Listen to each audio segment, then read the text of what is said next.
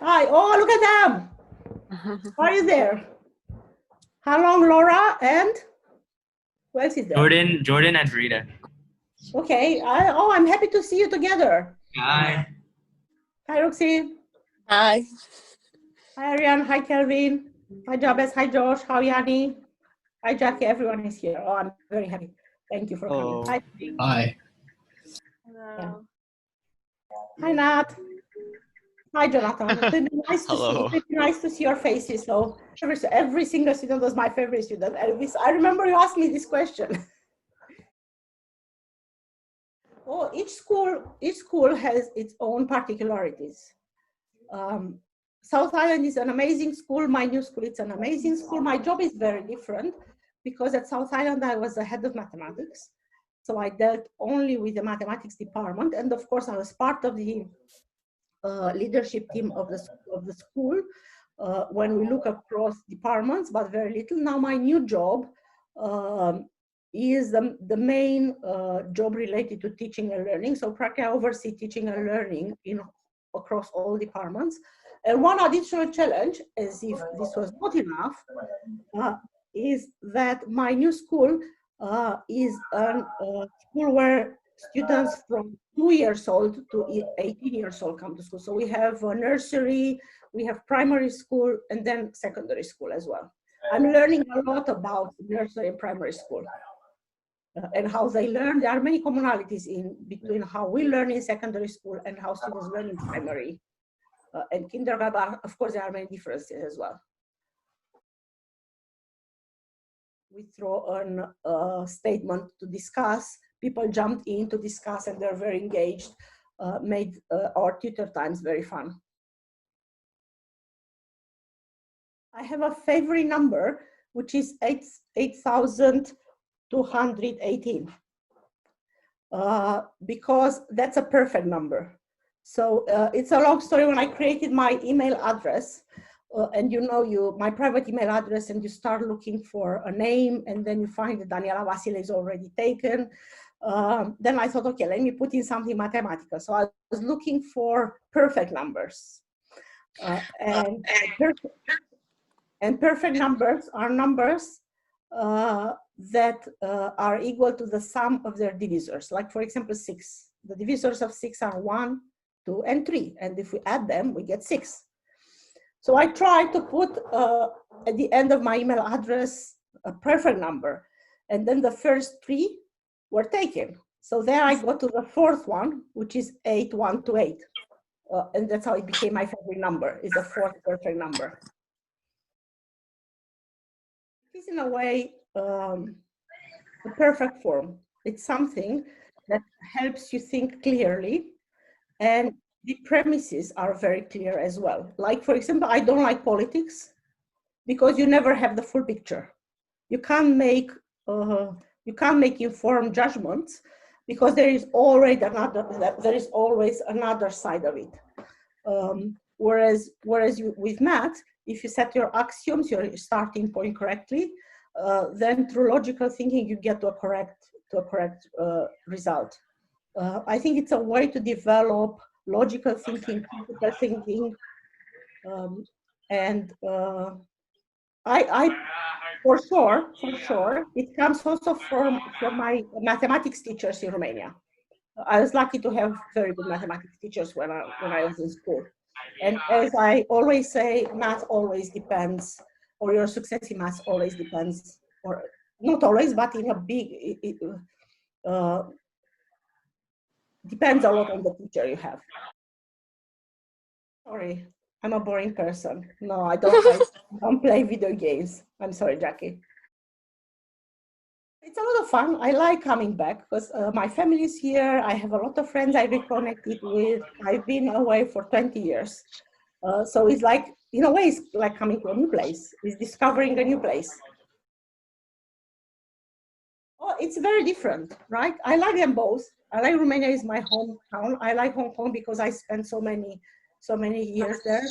I have so many connections. I have you guys all. Thank you for coming.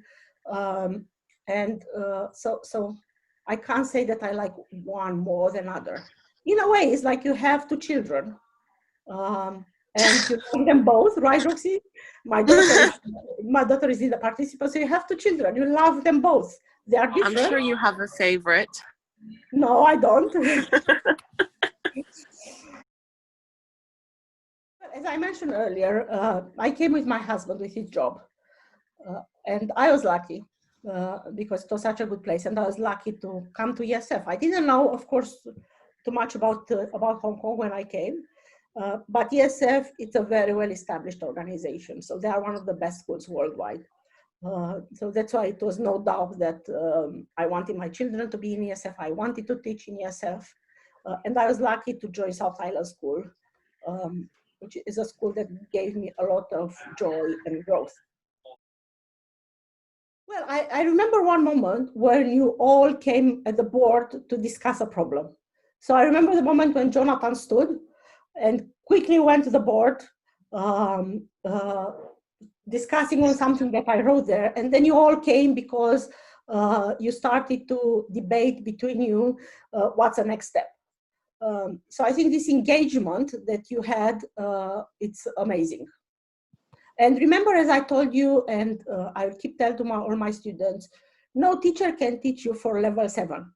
Level 7 counts for your own engagement with the subject, no matter if it's math or other subject.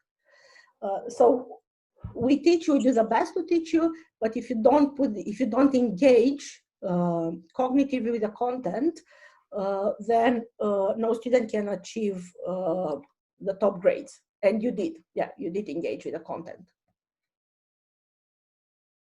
She asked this question because she was a student in my class for 4 years. And I have a lot of good memories. So I do what I would advise every teacher to teach his own child, because you see him in a different light. You see him from one side, you see him at home as your child, but you see him in your class as a student. And this creates memorable events. What advice should I give? Don't treat him differently than other children. And I hope, Brooks, you felt that I treated you like any other child in the classroom. So once we enter the classroom, you're not my daughter, you're my student. Yes, definitely. I felt like that. Thank you. Well, you know that teachers sometimes need to do boring things. I loved everything that was related to going to the classroom, talking to you guys, engaging, teaching, talking about your lives, about your next steps. But then I can't say the worst, but there are some tasks we need as a teachers to fill out, because it's part of the job and maybe they are not so exciting. Like, for example, report writing, time consuming. So it's not a worse experience. It's just something that we need to do, but maybe I didn't like so much. One thing that I would have liked for online learning was for students to keep cameras on. I don't know, how is it now, guys? Do you keep your cameras on or off? We're made to turn the camera on. On, okay. I think that's very good, because when we started, and it's understandable, when we started on the 1st of February, we advised students to keep their cameras off. It was a completely new situation. We were the first ones worldwide to physically close the schools and continue online. There are not international regulation on this, and I found it very hard to talk to a screen without seeing your faces. My advice would be to encourage students to keep their cameras on and to look for tools to engage the whole class. There are a lot of online tools, like, for example, this simple chat that we are using, where I can post a question, or Padlet boards to help students engage online. It's very difficult when you are at home not to get distracted. I think that as a teacher, I teach children, and I'm not thinking of teaching mathematics. I'm thinking of teaching students, of teaching children. And I want each of them to achieve their best. Maybe not all of you guys wants to be mathematicians or want to have a job that is math related. But since we spend the time together in class, I want you to feel proud of what you achieved. So that's why I would give all my effort and all my time to students to do their best. I believe that we'll need to mix the old so-called traditional teaching or direct instruction. There are moments when the teacher talks to the class, with moments when students explore. And over the course of years, when students leave South Island School, they should be independent thinkers, because at the university, as many of you here, which are at the university, see, you'll not be so directed in what you do. So you need to be systematic yourself and motivated. So that's why the teacher needs to be able over time to gradually decrease the amount of direction gives to the students.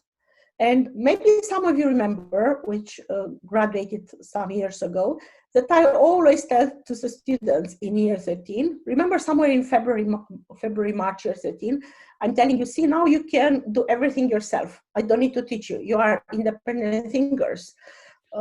So I'm just sitting here and watching you doing your job. And of course, supporting you and creating the framework for the lesson. Yeah, hi, Marco. If we look at terminology, there are different definitions of online learning, distance learning, and so on. Because all these concepts are changing nowadays. We're in a situation we've never been before. So the definition of online learning that I use is that online learning is one where the students interact only with a computer. I don't think that traditional learning can be replaced fully by online learning. What you do now is distance learning, in the sense that you are not in the same room with a teacher.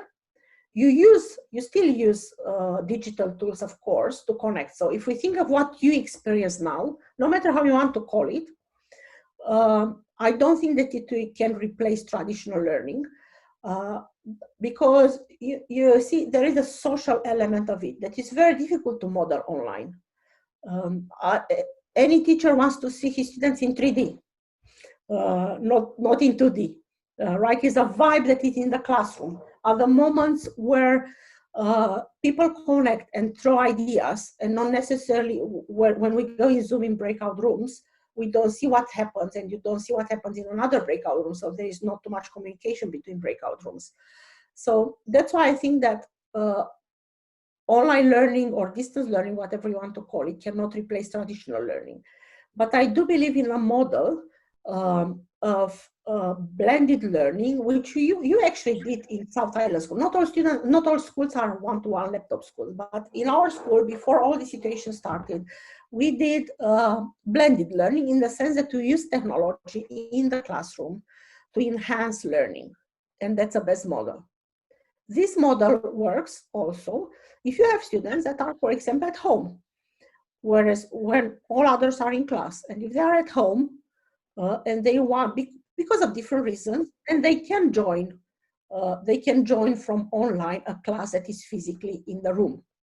So I do believe in a combination of blended learning and hybrid learning. Blended learning would be where all students are in class learning with a teacher and using their devices, and hybrid learning will be where some students are in class and maybe a couple are at home and join the class because for different reasons they can't join it. And think of the horizons that this model brings, because you can join now a course that is delivered by one of the famous professors in the world. It wouldn't have been possible to be done before. Right, but now, because of the situation, the world becomes more connected. One thing that I love about South Island School, and it improved over years, is the students' leadership programs. So there are so many opportunities for students to develop their leadership skills, to engage in activities with other students and to lead. And this develops you very well as a person. That's why, and when I came to South Island School 11 years ago, it was not like this. Probably it was a trend in the whole world to move towards student leadership. I'm not saying that I've done it at South Island School. No, I'm just saying that I saw this developing over years. And I saw many students really coming out as leaders. And I noticed, it's very interesting. I've noticed the students that took leadership roles in our school, when they went to the university, they took leadership roles too there. And they continue to shape themselves. So when you are at school, my advice would be to go out of your shell and take the opportunity that school offers you. They are amazing opportunities. So that's one thing, it's amazing. I think that's one thing, how we have evaluation boards. We have, I can't call them inspections. There are people from outside coming to see our school. And then they give you feedback. Whenever you come from outside, you see with different eyes. And every single such group of teachers from different schools coming to see our school, they mention student leadership as being one of the assets of South Island School. And many of you who I see you are here and are now at the university, I know that you continued your developing your leadership there as well. Live every single day. Take the best out of it. Nothing is more important than yourself. Think of yourself as the best person in the world, because each of you is the best person in the world. Love yourself, take care of yourself, take all the opportunities that life gives you. And let me tell you one story, a short story to exemplify what I'm saying. And my daughter who is here knows it.